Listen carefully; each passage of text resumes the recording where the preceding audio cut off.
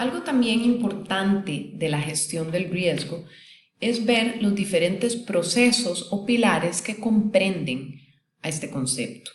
En primer lugar está la identificación del riesgo, y esto tiene que ver con conocer la percepción y tener una evaluación objetiva de las diferentes variables que comprenden el riesgo, como lo son las amenazas, la vulnerabilidad, la distribución espacial y temporal, así como de intensidades, los diferentes factores agravantes y la incertidumbre.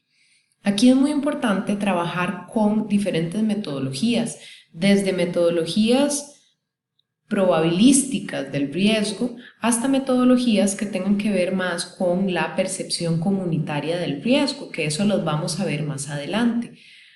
O también como lo son los mapeos del riesgo y de escenarios del riesgo. Todo esto es muy importante porque conforme nosotros lleguemos a tener un mejor diagnóstico y un diagnóstico más robusto que esté compuesto por una parte técnica probabilística y de mapeo espacial, junto con una percepción de las comunidades acerca del riesgo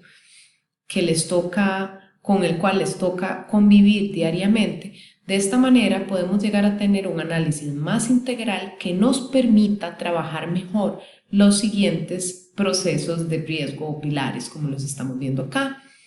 Uno de estos es la prevención y la reducción del riesgo. Una vez que yo conozco mi riesgo, lo empiezo a gestionar. ¿Y de qué manera lo voy a gestionar? Pues disminuyendo los factores que causan o intensifican estos daños.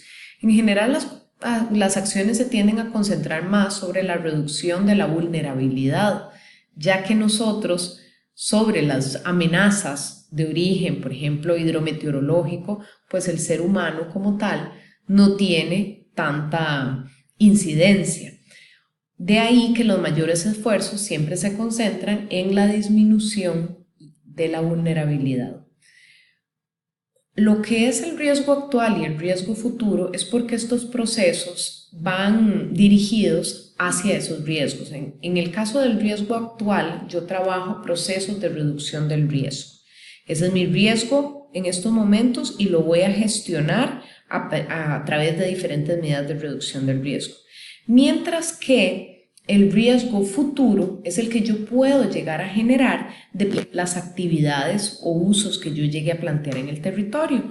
Por lo tanto, medidas de prevención del riesgo tienden a ir dirigidas más hacia ese riesgo futuro. Otro de los procesos importantes de la gestión del riesgo es la transferencia y retención del riesgo.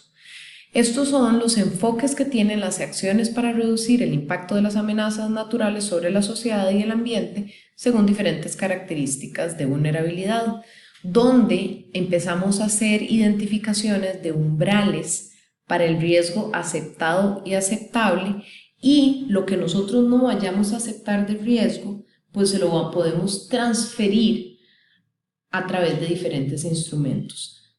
En cuanto a lo que es la transferencia del riesgo, ahí entonces empezamos a ver que hay diferentes instrumentos, como lo pueden ser el mercado de seguros, de reaseguros, los bonos, diferentes bonos que también están asociados a temas de catástrofe. En fin, ahora hay diferentes medidas mediante las cuales el proceso de transferencia del riesgo se puede hacer incluso de manera colectiva. Por ejemplo, para la parte agro, muchas veces se logran asociar diferentes pequeños productores para tener un seguro colectivo de sus cosechas ante las inclemencias del clima. Y finalmente, el otro proceso de la gestión del riesgo es el que nosotros conocemos más, que es el de la gestión de la emergencia y el desastre. Tradicionalmente, esta dimensión ha sido sobre la cual se le ponía un mayor enfoque anteriormente. ¿Y esto qué tiene que ver? Con todas las acciones que se hacen desde planes y preparativos, o sea, antes de que ocurra el desastre, a la emisión de alertas y alarmas una vez que ya está ocurriendo el desastre, operaciones de respuesta en el sitio de la emergencia e incluso también todos los procesos que son de rehabilitación y reconstrucción. De ahí también la importancia de que nosotros tengamos muy identificados y tengamos un pleno conocimiento de nuestro riesgo, porque los otros procesos en realidad dependen mucho de qué también tenemos nosotros mapeado el riesgo en nuestros territorios. Por ejemplo, en el caso de prevención y reducción del riesgo, las medidas que nosotros vayamos a aplicar deben de responder a esas condiciones que nosotros ya estudiamos. En el caso de transferencia y retención del riesgo, nosotros no podemos acceder a un mercado de seguros si nosotros no obtenemos conocimiento de nuestro riesgo, porque si no, las primas puede que no sean tan atractivas para uno acceder a ese mercado. Y por otro lado, en el tema de gestión de emergencias y desastres, todo lo que son los procesos de rehabilitación y reconstrucción deben de contemplar esto, porque si no podemos nosotros estar reconstruyendo nuestra vulnerabilidad.